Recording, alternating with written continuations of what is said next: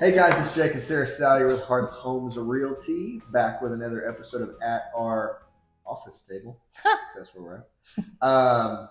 We're going to give you a market update today, just what's going on, what we're seeing. We've kind of touched on this before. It's definitely not still a seller's market. It is shifting drastically. And so we're also going to be shooting a video this morning about just how to navigate that. Still the first time homebuyer market, which it breaks my heart to say for years that was sub 200,000. 180s was a high end first time homebuyer home. Sadly enough, now it is at least 250 is kind of your entry level home. And square footage wise, I mean, that's like a 1,500 square foot. Max. Max. I mean, we're seeing 1,400 square footers in the 250s. It's crazy. Yeah. And so what we've seen happen though is there's quite a bit of inventory because they're not just getting, it's not a multiple offer situation on every single home anymore. There are still multiple offer situations out there, but it's not 10 offers. It's not as crazy competitive for sure. You're not having to write personal letters. You're not having to do escalation clauses. We can't write personal letters. Yeah, actually they did away with personal letters through COVID, actually. People still do it. Yeah, people do, but they slip them in there. Well, whatever. People like to see family pictures with dogs. They do.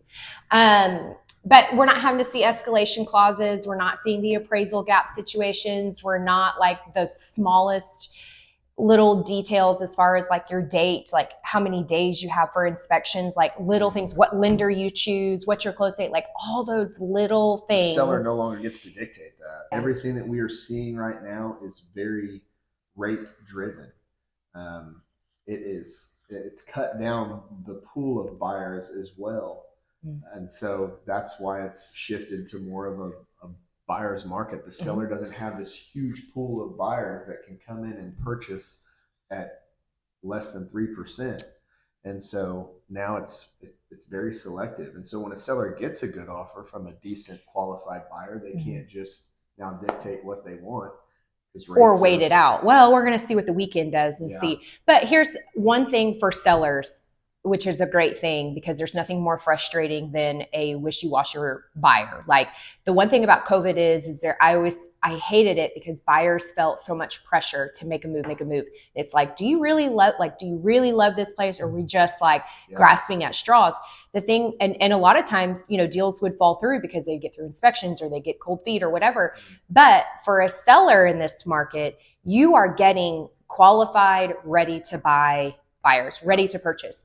If they're buying, there's a reason. They're ready. They have done the work with their credit. They've saved up, all of these things.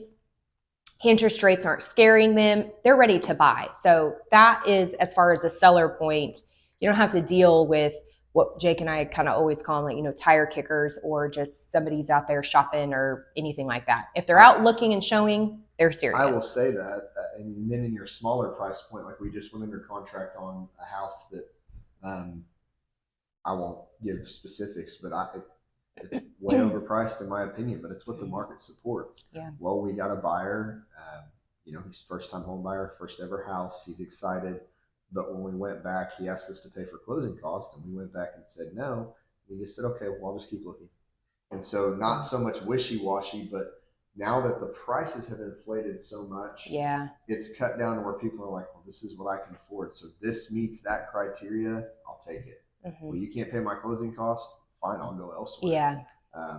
Back again, it is a buyer's market. He's got those options. So he's like, if this doesn't fit my mold, I'll just move on.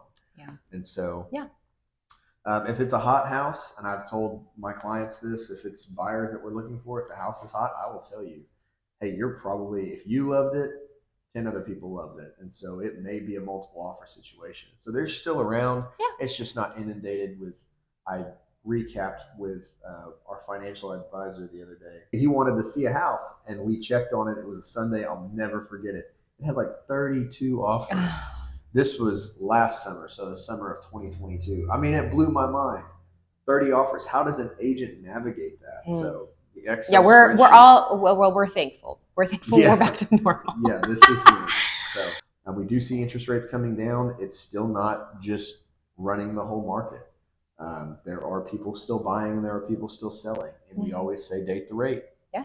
That's what we'll leave you with. Yeah. Our preferred lender is offering a refi within 3 years. So if rates drop back down into the fours, they will refi you for free. And so that's an incredible program. But we'll talk all about that shortly. We really appreciate you guys watching. Like, comment, subscribe. Let us know what we can do for you. We'd love to hear from you. Have a great day. Bye, guys.